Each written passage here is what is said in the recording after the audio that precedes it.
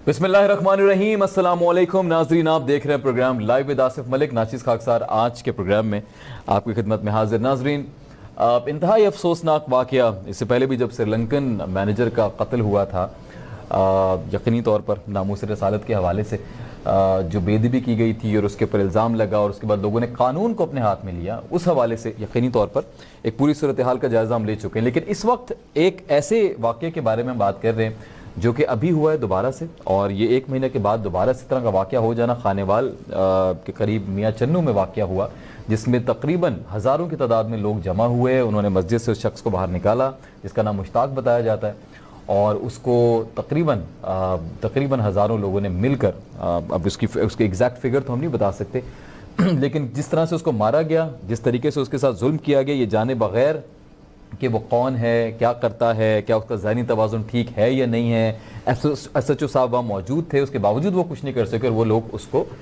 मारते रहे और यहाँ तक मारा कि वो अपनी जान दे बैठा।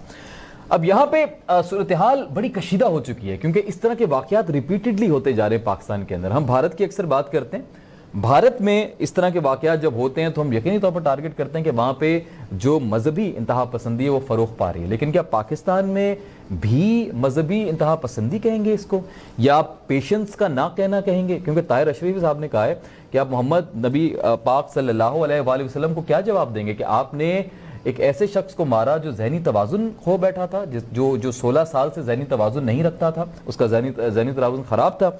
ऐसे शख्स को मारना, जान से मार देना, कानून को हाथ में लेना, ये भी बहुत बड़ा जुर्म है बहैसियत मुसलमान। क्या हमें ऐसा करना चाहिए?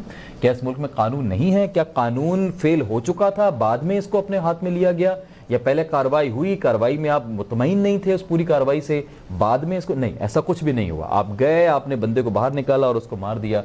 ये कहाँ का इंसाफ है? क्या उठकर कल कोई किसी को भी इस तरह मार देगा? इस मुल्क में, इस रियासत में किसी का भी इस तरह कत्ल हो सकता है?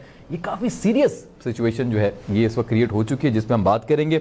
मेरे साथ मौजूद हैं हमारे ठीक हो गया। सबसे पहले मैं दावत दूंगा जमील राठौड़ साहब ने ज्वाइन किया है, स्कॉलर हैं, हमारे बड़े मोहतरम मेहमान हैं। सर अस्सलाम वालेकुम जमील साहब। जमील साहब, बहुत शुक्रिया आपने ज्वाइन किया, थैंक यू सो मच। हमारे बहुत ही सीनियर एनालिस्ट मुबशिर मीर भाई हमारे साथ मौजूद हैं। मुबशिर भाई अस्सलाम वालेकुम। और प्लीज़ मुझे बताइएगा जब कानूनी पहलू के लिए भी हमें मेरे मौजूद मेहमान ज्वाइन कर लें। मुझे आवाज़ ठीक नहीं आ पा रही, मुझे नहीं पता किसकी आवाज़ नहीं आ रही, प्लीज़ ज़रा चेक कीजिएगा। अच्छा, मैं जमील साहब पहले आपसे आगाज़ करना चाहूँगा, बिकॉज ये मजहबी जो है सूरत हाल है, इस पूरे वाक़े के ऊपर मैं चाहूँगा कि आप पहले राय दीजिएगा। मुख्तलिफ उलमा ने बात की, मौलाना ताहिर अशरफी साहब ने भी इस पर बात की और काफ़ी अफसोस का इजहार किया। ये पहला वाक़या नहीं है, इससे पहले भी इस तरह के वाक़यात होते रहे हैं। लोगों का जमा हो जाना मज़हब के नाम पर, कभी मज़हब के नाम पर, कभी कोई और वजह, लोगों को मार दिया जाना। इस्लाम का क्या पैगाम है इस हवाले से? क्या इस्लाम कहता है कि कानून अपने हाथ में ले लो? उस मुल्क में, आप एक इस्लामी मुल्क में रहते हैं, उसके बावजूद आप इस तरह का वाक़या हो जाना कैसे देखते हैं सर आप इस पूरे वाक़े को? जमील भाई। अस्सलाम वालेकुम रहमतुल्लाहि व बरकातुहू और अस्सलातु वस्सलामु अलैका या रसूलल्लाह व अला आलिका व असहाबिका व हबिबल्लाह। जमील भाई ने बात करनी है। जी। एक नज़्म व ज़ब्त का मजहब है, एक डिसिप्लिन सिखाता है, पूरा बायलॉज ह्यूमन लाइफ को इस्लाम ने पूरा एक चार्टर दिया है, बायलॉज दिए हैं। ठीक है। और इन बायलॉज में यही लिखा है, या अय्युहल्लज़ीना आमनू अतिउल्लाह व अतिउर रसूल व उलिल अम्रि मिनकुम। ऐ ईमान वालों, अल्लाह की इताअत करो, रसूल की इताअत करो, और जो तुम में साहिबान अम्र है, जो साहिबान हुकूमत है, उनकी इताअत करो। ठीक हो गया। लिहाजा इस आयत मुबारका को हम देखते हैं तो यकीनी तौर पर हमारा जो आइन है, कॉन्स्टिट्यूशन है, वो इस्लामी आइन है, उसमें बहुत सारी इस्लामी शर्तें मौजूद है, और यकीनी तौर पर उन्हीं 295C भी मौजूद है, जो हमें ये बताती है, ये सिखाती है, अगर कोई किसी भी तौहीन मजहब का इंतकाब करे तो उसे अकॉर्डिंग टू लॉ उसकी FIR करनी चाहिए, उसे कानून के दायरे में लाकर और फिर आगे बढ़ना चाहिए। ठीक हो गया। लेकिन ये है कि जब वो कहीं की भी हो, किसी भी दीन को फॉलो करने वाली हो, जब कोई वाक़ई मौत के हवाले हो जाता है, एक हुजूम जब बेकाबू हो जाता है, तो फिर ऐसे वाक़यात रोनवा हो जाते हैं, और यकीनी तौर पर इसको हम शदीद कंडम करते हैं। ठीक हो गया। और इसकी शदीद मजम्मत करते हैं। अगर किसी शख्स ने कोई तौहीन कुरान की थी या तौहीन रिसालत की थी, तो इसका ये तरीका हरगिज नहीं है। ठीक है, उसे यकीनी तौर पर कानून के हवाले करना चाहिए। ठीक हो, कानून के हवाले करना चाहिए था, तालीमात भी कहते अलमिया ये है हमारा कि हमने ये देखा 295C की जितनी FIR कटी है, उनमें से किसी भी शख्स को कोई सजा नहीं दी गई। ठीक हो गया। और परवेज मुशर्रफ साहब के दौर में तो ये चलन बन चुका था हाँ, कि जो शख्स भी तौहीन रिसालत करे तो उसे पकड़ कर बाकायदा फिर यूरोपियन कंट्रीज के हवाले कर दिया जाता था। तो लोगों ने ये आसान समझा था कि साथ तौहीन रिसालत कर दो, इस तरीके से हमें यूरोपियन ठीक है। कंट्रीज की बाकायदा जो है वो इमिग्रेशन मिल जाएगी, वहाँ के कानूनी शहरी बन ठीक है। जाएंगे, वहाँ जाकर प्रिविलेज मिलेगी, हमें वहाँ जाकर प्रायोरिटीज दी जाएंगी और है। सब कुछ मिल जाएगा। तो ठीक है। बहुत सारे लोग तौहीन रिसालत, तौहीन मजहब की तरफ इसलिए भी आए कि उन्हें यूरोपियन कंट्रीज के वीजा मिलने थे।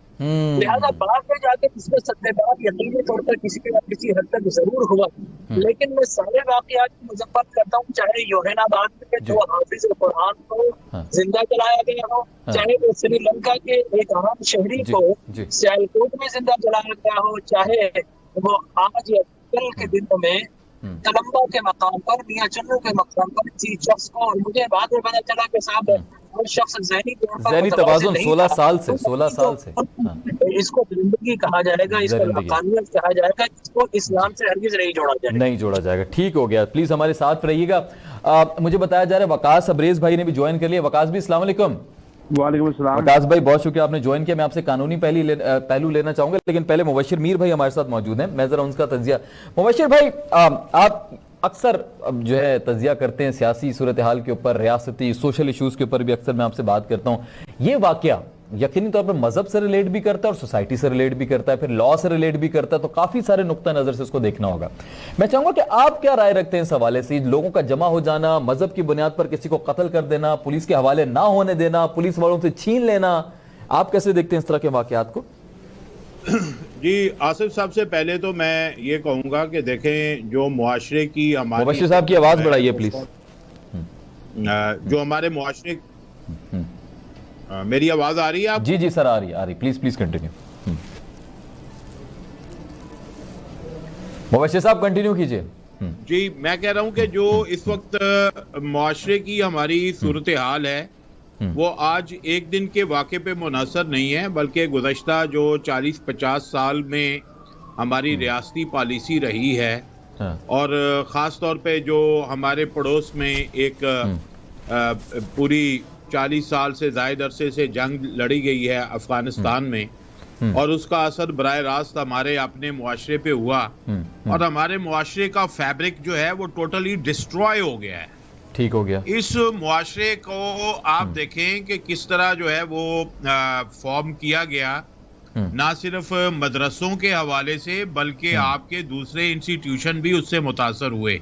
ठीक हो और वो एक पूरा एक माहौल ऐसा क्रिएट हो गया कि जिसने नौजवान नस्ल को इस तरफ राग़ब कर दिया कि वो मजहबी तौर पर बहुत ज्यादा इंतहा पसंदी की तरफ चले गए। अब ये देखेंगे ये पूरा खित्ता भी वैसे जो है वो इसी तरह के जज्बात की लपेट में है, और नौजवान नस्ल जो है वो खास तौर पर इसका शिकार है। और ये वो दौर होता है कि जिस वक्त उसको बहुत ज्यादा गाइडेंस की जरूरत होती है, अच्छे रहनुमा चाहिए होते हैं, अच्छे मेंटोर चाहिए होते हैं।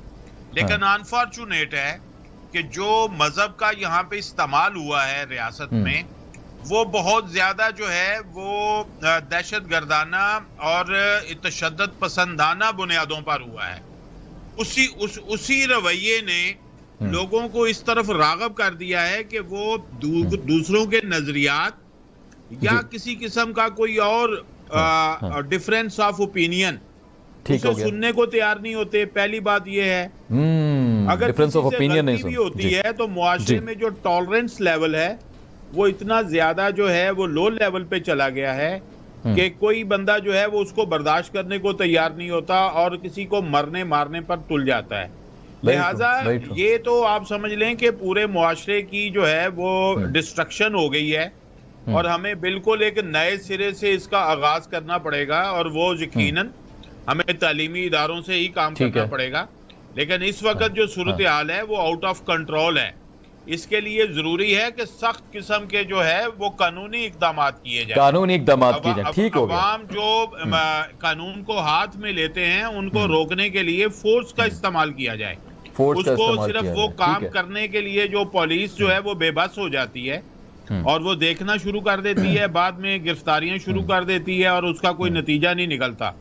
लिहाजा जो जरूरत है कि कानूनी तौर पर रियासत को अपनी रिट कायम करनी चाहिए। रियासत की रिट इस वक्त कमजोर है। ठीक हो गया, ठीक हो गया, बिल्कुल सही फरमाया आपने। मैं अब कानूनी, वही बात कानून पे आ जाती है।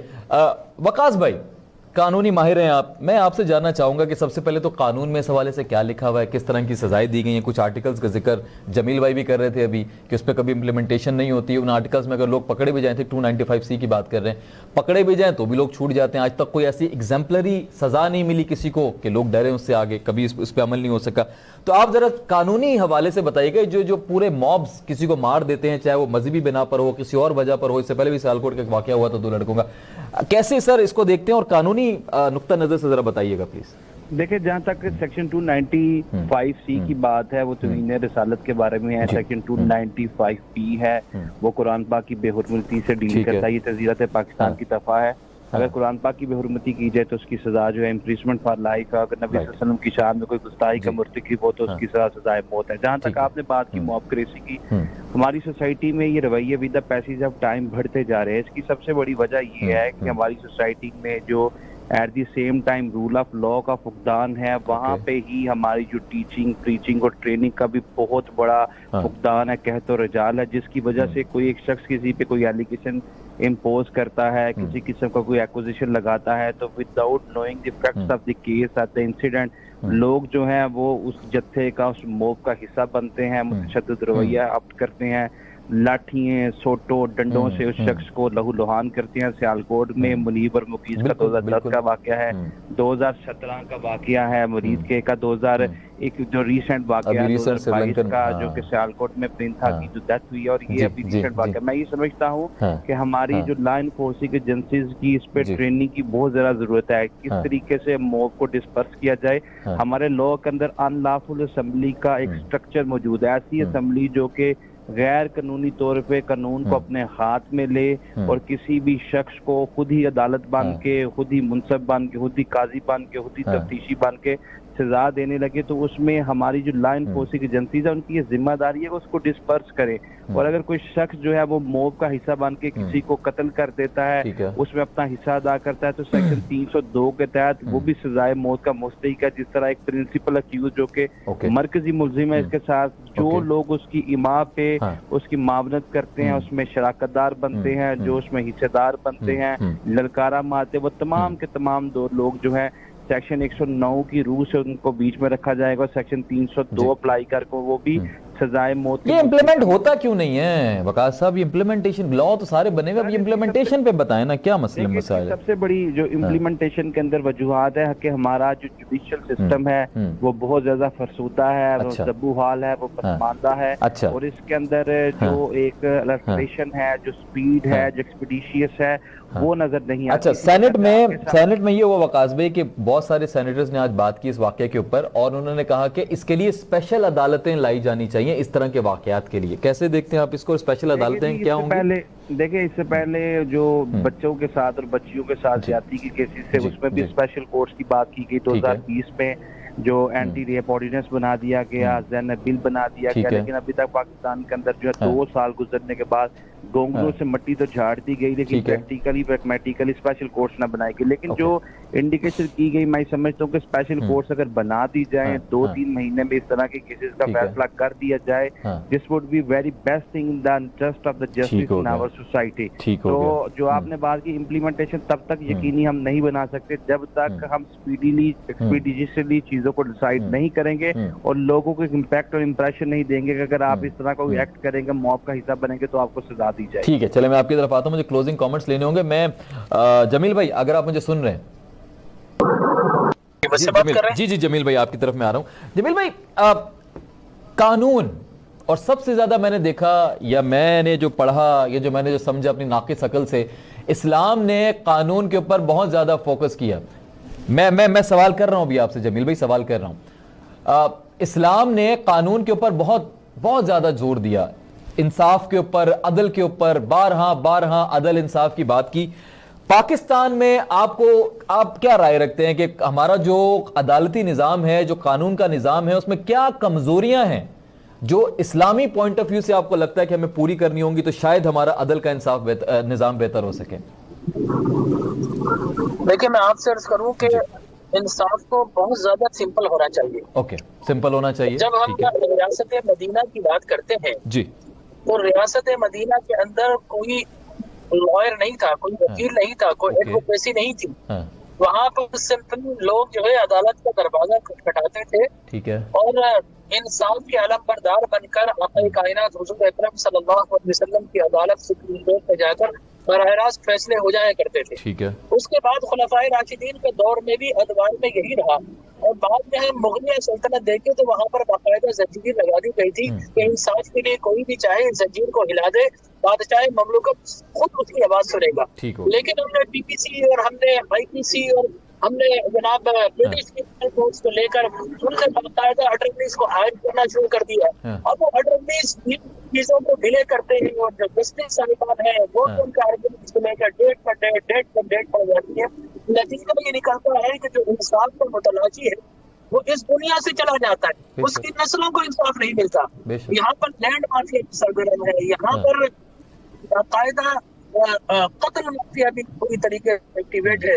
लेकिन अफसोस के साथ ये कहना पड़ता है कि हमारे जो साहिबान जज आते हैं, साहिबान अदालत आते हैं, वो आकर अपनी अपनी प्रायोरिटी सेट करते हैं, चाहे ममलुकत बन जाते हैं। कोई आता है तो उसकी प्रायोरिटी ये होती है किसी तरीके से सारे मैरिज लॉन तोड़ दिए जाए, सारे रिहायशी इलाके तोड़ दिए जाए, बिल्डिंगें डिमोलिश कर दी जाए। उससे पहले कोई आता है तो वो मिनरल वाटर्स के पीछे लगता है, वो जाकर जनाब हॉस्पिटल्स को देखता है, अपनी दुकान तोड़ देते हैं। ठीक है, हर किसी की अपनी एक प्रायोरिटी होती है। हाँ, मैंने आकर ये करना है। ठीक है, सही कह रहे हैं। एहतराम के साथ बहस कर रहा है, वो इंसाफ देना उनका काम है, और हर वक्त इंसाफ देना काम है।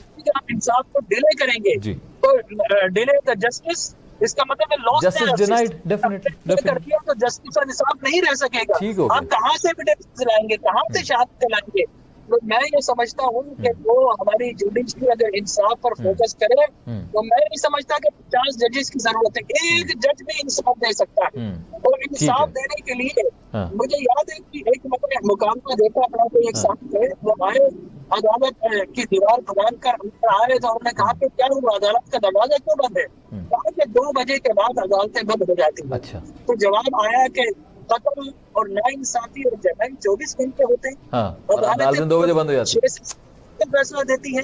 तो मैं समझता हूँ कि हमारे साहिबान अदालत को ये कोई जरूरत नहीं आपको किसी भी अटर्नीज की, किसी लॉयर्स की। मैं समझता हूँ कि आपको सस्ता इंसाफ देने के लिए आपको शहादत यकीनी तौर पर आपकी मुकदमा यहाँ पर पुलिस मौजूद है। अगर जज सही होंगे तो यकीनी तौर पर हमारी पुलिस भी सही होगी, और पुलिस सही होगी तो यकीनी तौर पर हर वक्त इंसाफ मिल सकेगा। लेकिन नीचे से लेकर कांस्टेबल से लेकर मुकदमा से लेकर और हमारी जुडिशरी तक मैं समझता हूँ कि हमारा इस्लामी निज़ाम है, अगर वो नाफिज कर दिया जाए तो सस्ते और हर वक्त इंसाफ आ सकता है। लेकिन यहाँ पर दुकानें खोल दी गई हैं, तो यहाँ पर फ्रेंचाइज अब तो वारिस की बन गई है। वो आते हैं तो सबसे पहले एक वकील, सबसे पहले एक कांस्टेबल, हेड मुहर्रिर, उसके बाद एक एसएचओ, उसके बाद इंक्वायरी ऑफिसर, उसकी खाद उधेड़ता है। प्रोसेस आपके ख्याल में बहुत तवील कर दिया, लंबा कर दिया है। हाँ, आसान नहीं है। उसकी जो कुचा कुचा गोश्त है वो भी नोच लिया जाता है। ठीक हो गया, बिल्कुल बिल्कुल सही कह रहे हैं। प्रोसेस लंबा है, तवील हो गया है, जिसके लिए जो आम इंसान जो वो जरा परेशान होता है। जी, मैं मुबशिर भाई आप मुबशिर भाई इस पे ज़रा बात कीजिएगा, ख़ास तौर पे कानूनी रिफॉर्म्स, पुलिस का इदारा, उनको कितनी अथॉरिटी है, ये मॉब लिंचिंग जो वाक़यात होते हैं, इसके अंदर आपको कहीं लगता है कि पुलिस भी थोड़ी सी, मुझे ऐसा ज़ाती तौर पे फील होता है कि वो भी कहीं उनके हाथ बंधे नज़र आते हैं, या वो प्रॉपर एक्ट नहीं कर पाते, लॉ में उनको पूरी इख्तियार हासिल है। तो हमारे यहाँ इमरान खान साहब शुरू से कहते थे मैं पुलिस की रिफॉर्म्स लेकर आऊँगा, जब भी मैं आऊंगा मेरी हुकूमत आएगी, लेकिन अब तक मुझे तो पुलिस के रिफॉर्म्स होते नजर नहीं आए हैं। आपको अगर कुछ पता हो तो प्लीज बताइएगा। अच्छा, सबसे पहले तो मेरा ख्याल है कि ये है कि जो हमारा पुलिस का ऑर्डर था 2002 का जी जो दोबारा से चेंज कर दिया गया था, और फिर वही कॉलोनियल पीरियड का जो कानून है उसके मुताबिक पुलिस को चलाया जा रहा है। अच्छा। और सेकंड ये है कि आप ये देखें जो हमारा प्रोसिक्यूशन का सिस्टम है जी, प्रोसिक्यूशन का सिस्टम बहुत फरसुर्दा है। ओके। और उसके ऊपर जो है वो एविडेंस आप देखें जदीद टेक्नोलॉजी का इस्तेमाल हो रहा है, लेकिन उस टेक्नोलॉजी को भी एविडेंस के तौर पर लेने के ऊपर बड़ी जो है वो रुकावटें हैं। ठीक है। फिर अदलिया का जो सिस्टम है वो बड़ा लेंथी प्रोसेस है, बहुत लेंथी प्रोसेस है।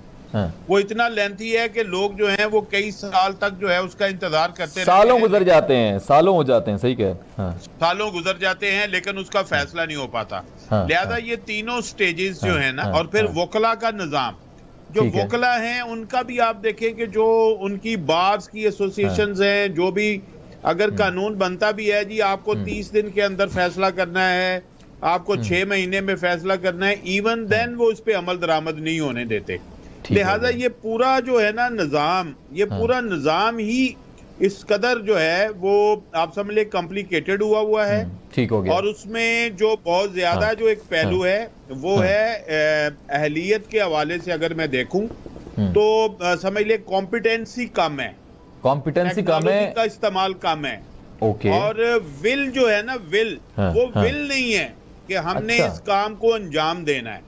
तो लिहाजा ये सारी चीजें जो हैं वो इकट्ठी होके ये चीज जाहिर होती है कि वो नेग्लिजेंस भी आ जाती है। ठीक है। देन उसके अंदर डिलेड टैक्टिक्स भी आ जाते हैं और इंसाफ जो है वो उसका हसूल भी जो है वो मुमकिन नहीं होता। करंट हुकूमत का आपको मोटिव लग रहा है, करंट हुकूमत का मोटिव लग रहा है कि वो ये करना चाहते हैं, रिफॉर्म्स करना भी चाहते हैं अब, या उनका आपको लग रहा है फोकस हट गया है? ब्यूरोक्रेटिक हर्डल्स हैं और जो पार्लियामेंट का सूरत हाल है उसके मुताबिक तो मेरा नहीं ख्याल कि वो कर पाएंगे। अब तो उनके लिए ये बिल्कुल लेकिन फोकस है, वो टाइम बहुत थोड़ा रह गया है, इस तरह का प्रोसेस जो है वो नहीं कर पाएंगे। बड़ा मुश्किल नजर आता है जो उन्होंने रिफॉर्म्स को पेश किया है, जो उन्होंने कहा जी हम 100 से ज्यादा रिफॉर्म्स जो हैं वो ला रहे हैं, वो मेरा है उसके करने से भी जो है इंसाफ का असूल जो है वो स्पीडी नहीं होगा। लिहाजा जो एक विल है ना जो पुलिस ऑफिसर्स के दरमियान एक वो नुक्ता नजर डेवलप करना कि आपको इंसाफ की फराहमी में मददगार होना है, वो नहीं नजर आ रहा। इसी तरह हमें ना वो वकला में नजर आ रहा है, ना हमें वो अदलिया की साइड पे नजर आ रहा है। तो एक ओवरऑल जो है ना हमारे मुआशरे की ओवरहॉलिंग की जरूरत है। और ये ओवरहॉलिंग जो है या तो होती है बड़े लॉन्ग टर्म में, जिसको एक सॉफ्ट रेवोल्यूशन कहते हैं, और या फिर होती है कि ये ओवरनाइट रेवोल्यूशन में। दो ही रास्ते होते हैं। अब देखें हमारा मुआशरा किधर जाता है, क्या हम इस तरह की सॉफ्ट रेवोल्यूशन के तहत आते हैं, ठीक होते हैं, या इस मुल्क को एक इनकलाब जो है वो उसका सामना होता है। ठीक हो गया। मुबशिर साहब प्लीज हमारे साथ रहिएगा, अगले मौजू पे भी आप हमारे साथ रहेंगे। वकास भाई मैं चाहूंगा कि आप इस टॉपिक को क्लोज कीजिएगा। इसके ऊपर पॉलिटिकल तो चले वो बात कर ली उन्होंने, सर रिफॉर्म्स, कानूनी रिफॉर्म्स क्या ये भी अदालतें करवाएंगी? अदालतों का काम है, कौन करवाएगा, कैसे होगा, कितनी जरूरी है? जरा रिफॉर्म्स के ऊपर बात कीजिएगा प्लीज। देखिए बदकिस्मती से जो रिफॉर्म्स हैं, पीटीआई की हुकूमत ने ये नारा लगा के ये स्लोगन रेज करके बिल्कुल दरवाजे तक पहुंचे, और लेकिन अनफॉर्चुनेटली अभी तक तो किसी किस्म की रिफॉर्म्स जो हमारे क्रिमिनल जस्टिस सिस्टम के अंदर नजर नहीं आती। रिसेंटली जो फरोग नसीम की तरफ से 700 क्रिमिनल लॉ के अंदर अमेंडमेंट्स प्रपोज की गई हैं, मैं ये समझता हूँ कि अगर ये 700 अमेंडमेंट्स जो है हमारे क्रिमिनल जस्टिस सिस्टम का हिस्सा बने और इस पे जो अपोजिशन भी उनका साथ दे और कानून बनती है, तो इससे हमारा जस्टिस सिस्टम के अंदर जो स्पीड भी आएगी, एक्सपीडिशियस भी होगा, और अल्टीमेटली इसका जो बेनिफिट है एक आम सिटीजन को मिलेगा, एक ऑर्डिनरी सिटीजन को मिलेगा। एट दी सेम टाइम आपने जो अदालतों की बात की कि अदालतों ने कानून साजी करनी है, मैं समझता हूँ कि अदालतें अगर अब पूरी बिल के साथ, टेंशन के साथ, आइदर बाय हुक और क्रूक, बाय टूथ और नेल अपने फैसले जो है वो सादर करना शुरू कर दें, स्पीडी केसों को देखना शुरू कर दें, तो इससे जो एक ऑर्डिनरी सिटीजन है उसके केसेस के अंदर काफी ज्यादा स्पीड आएगी, और अल्टीमेटली अदालतों के बारे में जो इम्प्रेशन, जो इम्पैक्ट क्रिएट किया जा रहा है कि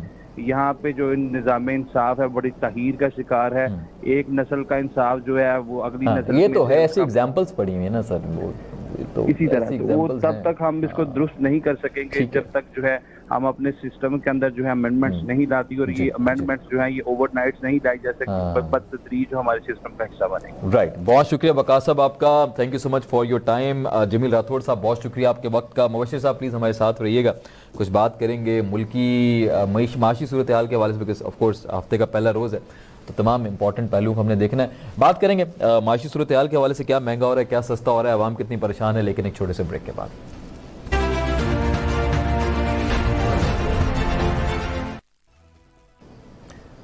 जी नाज़रीन, वेलकम बैक। लौट कर वापस आ चुका हूँ और बात करेंगे मुल्क की कुछ इकोनॉमिकल सिचुएशन के हवाले से।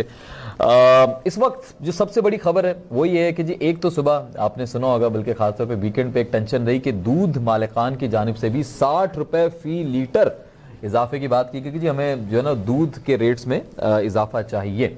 किसी टैक्स के हवाले से बात की जा रही है कि अगर हुकूमत ने वो टैक्स वापस कर लिया, वापस हो गया तो ठीक है, वरना फिर हम जो है 60 रुपए लीटर का इजाफा करेंगे पर लीटर दूध में। इसी के साथ साथ सिर्फ यहाँ तक नहीं है, जो इंपॉर्टेंट है वो है खास तौर पे पेट्रोल। जो पेट्रोल ऑलमोस्ट कुछ महीनों से एक डरावने जिन की तरह पूरी आवाम को डरा रहा है, वो अभी भी थमा नहीं है, वो अभी तक जो है वो सिलसिला चल रहा है। और सुना था कि फरवरी में कीमतें कम हो जाएंगी, बेहतरी आ जाएगी, लेकिन बेहतरी तो नहीं आ रही। लेकिन फिर सुनने में आया कि 13 रुपए पेट्रोल पे 1 लीटर और तकरीबन 18 रुपए डीजल के ऊपर बढ़ने जा रहे हैं दो रोज के बाद, तकरीबन अब 1 रोज के बाद। तो ये पूरी सूरत हाल जो है वो कशीदा हो चुकी है। इसी के साथ साथ सीएनजी के हवाले से ये है कि जी कराची में सीएनजी स्टेशन खुल गए, लेकिन सुई सदर ने यह भी कहा है कि गैस प्रेशर की वजह से may be in future Karachi को गैस लोड शेडिंग का सामना करना पड़े। इस हवाले से बात करने के लिए नदीम मौलवी भाई हमारे साथ मौजूद है। नदीम भाई अस्सलाम वालेकुम। नदीम भाई को मेरी आवाज जा रही है? जी जी नदीम भाई बहुत शुक्रिया आपने ज्वाइन किया। खुदाबख्श साहब हमारे साथ मौजूद हैं। सर अस्सलाम वालेकुम। वालेकुम साहब। चेयरमैन साहब बहुत शुक्रिया। ऑफ कोर्स यकीनी तौर पर आप बड़े इंपॉर्टेंट हैं आज की गुफ्तगू के लिए, क्योंकि तमाम तर ताल्लुक जो है वो पेट्रोल से है, गैस से है। कुछ आपकी पुरानी पेशन गोइयाँ थी वो भी अब तक दुरुस्त साबित नहीं हो रही। आपने कहा था फरवरी मार्च अच्छा आएगा, लेकिन अच्छा नहीं आया। तो पहले मैं चाहूँगा ज़रा आपकी राय ले लूँ। पेट्रोल सुना है महंगा होने जा रहा है सर, और उसकी वजह ये बताई जा रही है कि रूस और यूक्रेन की कोई कशीदगी है जिसका इम्पैक्ट पाकिस्तान के ऊपर भी पड़ सकता है। तो पूरी सिनेरियो को प्लीज जरा समझाइएगा, आवाम बड़ी कंसर्न्ड है सर, क्या होने वाला है आगे? ये भी सही है कि यूक्रेन और रूस की जो प्रॉब्लम्स है उसके ऊपर अफेक्ट हो रहा है इंटरनेशनल मार्केट में पेट्रोलियम प्रोडक्ट सर। लेकिन हमारा इफेक्ट तो 1 महीने बाद नहीं आता। नहीं, वो 1 महीने बाद 45 डेज बाद आता है। हाँ, तो वो अभी से क्यों आ रहा है फिर? आता है। लेकिन इस वक्त जो आज समरी गई है वो 8 रुपए 30 पैसे की गई है। अच्छा, पेट्रोल की, और 5 रुपए 30 पैसे की गई है डीजल की, जो ओगरा ने समरी भेजी है प्राइम मिनिस्टर को। ठीक हो गया। अब प्राइम मिनिस्टर साहब क्या कहते हैं? मेरे अंदाजे के मुताबिक 5 रुपए तक की जो है वो पेट्रोल में हो सकता है कि अंडर सिचुएशन प्राइम मिनिस्टर इसको इग्नोर कर दे और प्राइस ना बढ़े। ओके, ये भी हो सकता है। ये भी हो सकता है। चलें, कुछ अच्छी खबर सुनने को मिल जाती है आपसे। सिचुएशन इस वक्त जो सिचुएशन है हमारी कंट्री की इकोनॉमिकली और जो पॉलिटिकली भी आजकल ये आप देख रहे हैं पूरी सूरत हाल है।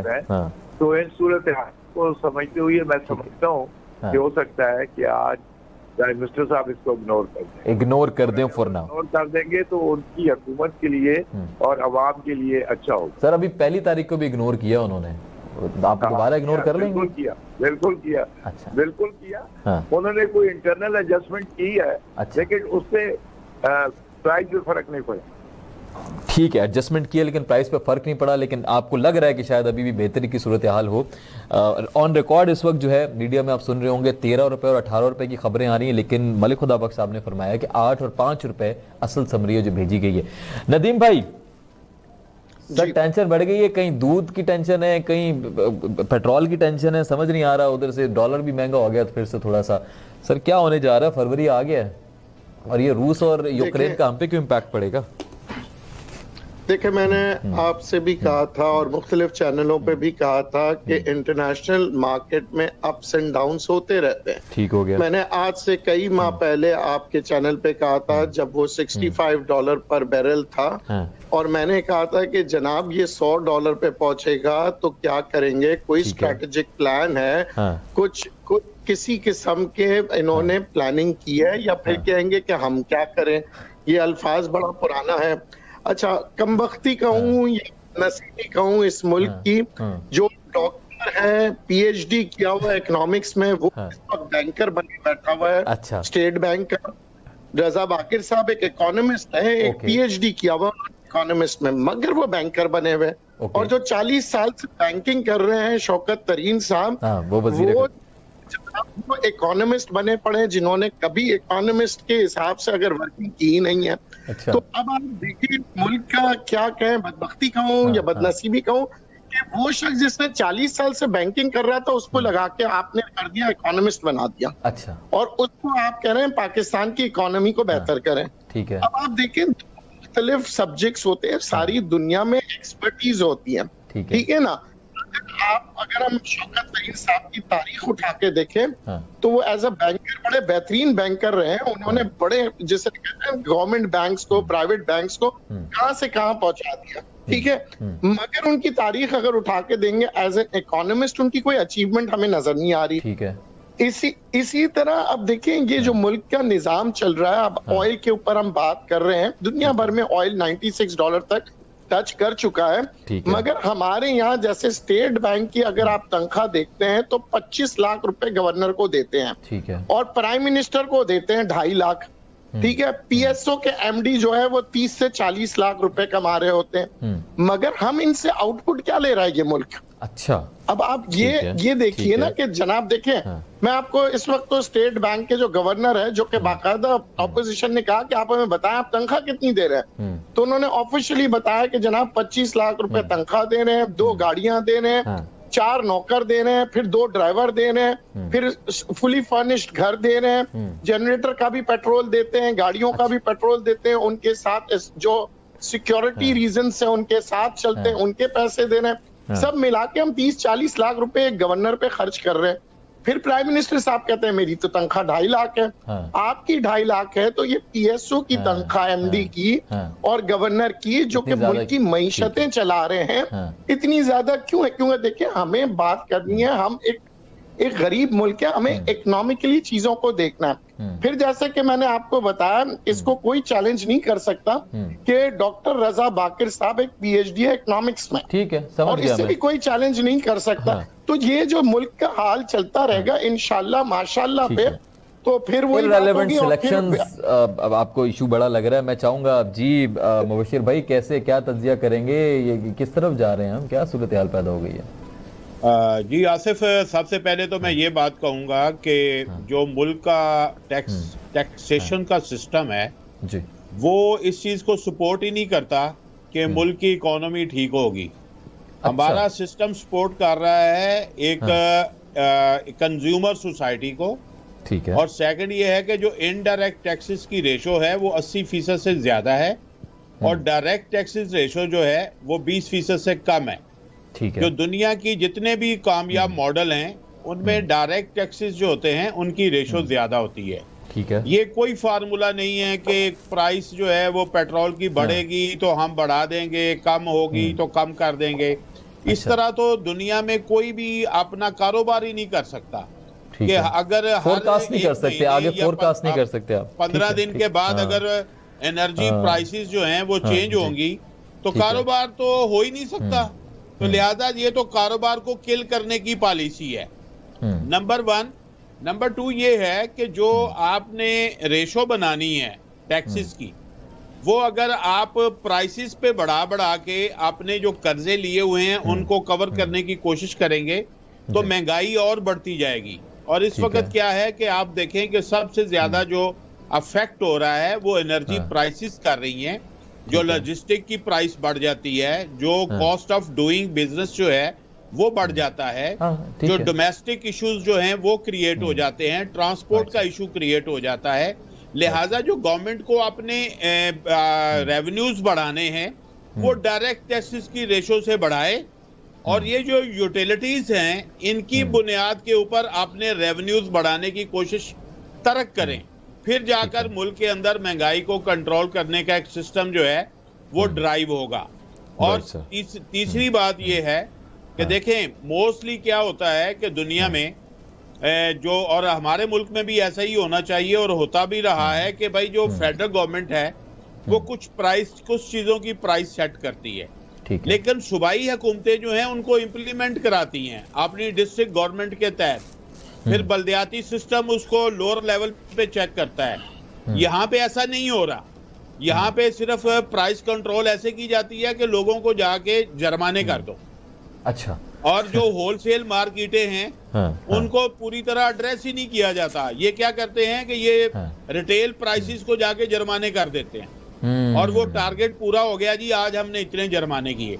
लिहाजा जो गवर्नेंस है, गवर्नेंस जो है वो इस अंदाज की हो रही है कि कमिश्नर ने डीसी को कहा, डीसी ने असिस्टेंट कमिश्नर को कहा, ठीक है, असिस्टेंट कमिश्नर ने मजिस्ट्रेट को कहा, फिर उसने एक क्लर्क को भेजा और उसने जाके जुर्माना कर दिया। ये गवर्नेंस का बहुत ही नाकस, फरसुर्दा और फेल सिस्टम है, इसको चेंज होना चाहिए। और ये कोई तरीका नहीं है, बल्कि असल एड्रेस करने की चीज ये है कि गवर्नमेंट आपने रेवेन्यू बढ़ाने के लिए यूटिलिटीज की जो प्रोडक्ट हैं उनको नॉर्मल प्राइस पे रखे और डायरेक्ट टैक्सेस की रेशो बढ़ाते हुए जो लोग ज्यादा टैक्स दे सकते हैं उनसे टैक्स वसूल करें। ठीक हो गया, डायरेक्ट टैक्सेस बढ़ाने चाहिए।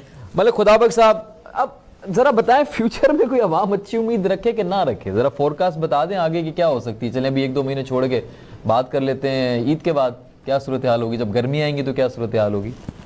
देखिए, जो आपने यूक्रेन की बात की है और रशिया की बात की है जी, ये मेरे ख्याल में ये इस वक्त बड़ी हाइट क्रिएट हो गई है, लेकिन मेरे ख्याल में जंग नहीं होगी। अच्छा, अगर जंग हो जाए, अगर जंग हो जाए तो फिर ये ऐसा अलमिया होगा कि आप हमारे लिए बड़ी मुश्किल होगी। अच्छा, हमारे हम ब्लॉक भी हो सकते हैं। ओके, हमारा जो इंटरनेशनल प्राइस पेट्रोल की है ये काफी ऊपर चली जाएगी और इसकी सप्लाइयां भी रुकनी शुरू हो जाएंगी। जब जंग होती है तो समुद्र में जहाज तेल लेके नहीं आते। अच्छा, ठीक है, बिल्कुल सुन रहा हूँ, बिल्कुल सुन रहा हूँ।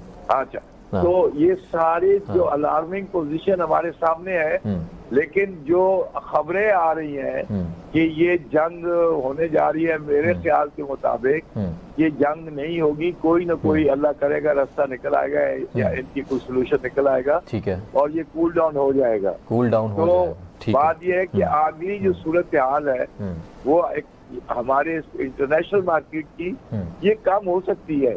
ये थोड़ा सा ये सूरत हाल खराब हुई है जिससे ये हाइक हो रहा है, बढ़ रही है प्राइस। ये जो है ये जेन्युइन प्राइस नहीं है। ठीक है, ये एक आर्टिफिशियल प्राइस है जो क्रिएट की गई है और मेरे ख्याल है इसको 1 महीने तक नॉर्मल हो जाना चाहिए अगर ये जंग ना हुई तो। अगर जंग हो गई तो फिर बहुत ज्यादा प्रॉब्लम क्रिएट हो जाएगी। ठीक हो गया, ठीक हो गया। आपने भी बात की थी सीएनजी का, हाँ वही जानना चाहता, वही बता दें उस पर जरा। अच्छा, वो मैं आपको तफसील से बता। जी प्लीज प्लीज पे वाइंड अप करते हैं जी, प्लीज प्लीज। हाँ, ओनर एसोसिएशन का मैं chairman sir, please please please sir मदद किया। इसको डेवलप करने में हमारा बड़ा हाथ है इंडस्ट्री को, लेकिन सूरत हाल ये है कि इतनी जो अनसिटी रही है, जो गवर्नमेंट रोज बंद कर देती है, तो आप रिक्शा वालों ने, टैक्सी वालों ने अपने सिलेंडर उतार दिए हैं। छोटी गाड़ियों जिनका ये मिडिल और लोअर मिडिल क्लास लोगों का ये फ्यूल था, उन्होंने भी तंग आके अपने सीएनजी सिलेंडर उतार दिए और पेट्रोल पे चले गए। अच्छा, तो आप इस इंडस्ट्री का सर्वाइवल कोई नहीं है। कोई धक्के से गवर्नमेंट ये करती रहे, लेकिन गवर्नमेंट भी जो है वो भी सिंसियर नहीं है इस इंडस्ट्री को सर्वाइव रखने के लिए। सर वो तो कह रहे हैं वैसे ही गैस खत्म होने वाली है पाकिस्तान में छूटे, और हम भी आप ये चाह रहे हैं कि गवर्नमेंट हमारे जो पैसे खर्च हुए हैं वो हमें दे दे। अच्छा, हमारे ये जो करोड़ों रुपए के प्लांट है, जनरेटर है, डिस्पेंसर है, ये आप सर हुकूमत तो कह रही है कि वैसी गैस खत्म होने वाली है ना, वो तो कह रहे हैं पहले कुछ सालों की गैस नहीं होने वाली। देखिए मेरी बात सुने, मैं आपको बड़े होने वाला, अल्लाह ने आपको गैस दी हुई है जी जी, आपकी जमीन में बहुत गैस है। अच्छा, बात यह है कि इस गैस को यूटिलाइज करने का, जो आपके वाल जो है, जो कुएं जिससे गैस निकली है वो डिप्लीट हो रहा है। क्यों हो रहा है? कि उनको प्रॉपर मेंटेनेंस नहीं मिल रहा। उनको प्रॉपर मेंटेनेंस मिले तो उनका प्रेशर बढ़ेगा और इधर किसी की तवज्जो। और दूसरा ये है कि आप और वाल होते गैस निकाले, आपके पास हर जगह गैस है, लेकिन उसमें कोई तवज्जो नहीं दे रहा। ये मसला है। ठीक हो, ये जा रहे हैं RLLG को इम्पोर्ट करने के लिए और उसको फ्यूचर फ्यूल अपना एनर्जी बनाने के लिए। और उसमें प्रॉब्लम आप इनको ये आ गई है कि एक तो इनके पास सिर्फ 2 टर्मिनल है, दूसरी बात यह कि इन टाइम पे गवर्नमेंट ने वो टेंडर नहीं किए और अब वो महंगी हो गई है। अच्छा। अब जब महंगी हो गई है तो ये उसको अगर बाय करते हैं तो महंगी बेच नहीं सकते क्योंकि उसको कम्पीट नहीं कर सकते। ठीक हो गया, तो ये ठीक हो गया, ठीक हो गया। ये बड़ी दूर अंदेशी की जरूरत है, प्लानिंग की जरूरत है, ठीक हो गया। लोगों की बहुत है, उनकी जरूरत है जो इस मुल्क के मुखलिस हैं, हमदर्द हैं, जिनके दिल में दर्द है इस मुल्क का, उनको बिठाया जाए। ठीक हो गया। बड़ी पॉलिसियां बना के गवर्नमेंट को दी है, सब कुछ दिया है। कि ये अभी मैं सुन रहा था, एक साहब कह रहे थे कि 15 दिन की रेट चेंज पे पॉलिसी कोई नहीं होती, कोई बिजनेस नहीं कर सकता। ये बिजनेस फ्लॉप हो रहा है और जो फॉरेन इन्वेस्टर है वो भाग रहे हैं। उसकी वजह ये है हमने इनको पॉलिसी बना के दी थी कि आप इसको 1 साल पे डिटरमिन करें, 1 साल पे, ताकि स्टॉकिस्ट को भी मिले। ठीक है। और जो इम्पोर्टर है, जो ऑयल मार्केटिंग कंपनी है, उनको भी मिले। ठीक हो गया। तो उनको पता हो कि हमने 1 साल तक क्या बिजनेस करना है, उससे प्लान करें, अपनी इन्वेस्टमेंट करें। 15 दिन के ऊपर तो ये पेट्रोल स्टेशन के लोगों के पास जो है, उनके पास जो कैपिटल में पैसा है वो भी खत्म होता है। पहले 1 महीना तो ठीक हो गया, मतलब खुदा बख्श साहब ठीक हो गया, आपका पॉइंट बिल्कुल क्लियर हो गया। मुझे बताया जा रहा है कि हेडलाइंस की तरफ बढ़ना है, वक्त मेरे पास कम रह गया। नदीम आपका बहुत शुक्रिया, आपने ज्वाइन किया। वशीर मीर साहब बहुत शुक्रिया, आपने ज्वाइन किया। खुदा बख्श साहब बहुत शुक्रिया, आपने ज्वाइन किया। चेयरमैन हैं आप पेट्रोल डीलर एसोसिएशन के। काफ़ी मेरे ख्याल में अच्छी गुफ्तगू रही और टू द पॉइंट गुफ्तगू रही और बड़ी मैं कहता हूँ कि इन डेप्थ जाके तजिया किया कि यार क्या सूरत हाल हो सकती है। मुझे खुद कन्फ्यूजन हो रही है कि क्या वाकई जंग हो जाती तो क्या होगा। ऑलरेडी हम 150 के करीब हैं, पेट्रोल कितना महंगा हो सकता है। जिन्होंने CNG निकाल दी बेचारों ने, वो कैसे क्या करेंगे आगे। Let's see. दुआ है कि अल्लाह पाकिस्तान के हक में बेहतर करे, सबके हक में बेहतर हो। आज के लिए इतना, इंशाल्लाह कल रात आपसे होगी मुलाकात रात 10 बजे। तब तक के लिए अपना बहुत ख्याल रखिए। आज से मेरे को इजाज़त दीजिए। फ़ी अमानिल्लाह। पाकिस्तान से।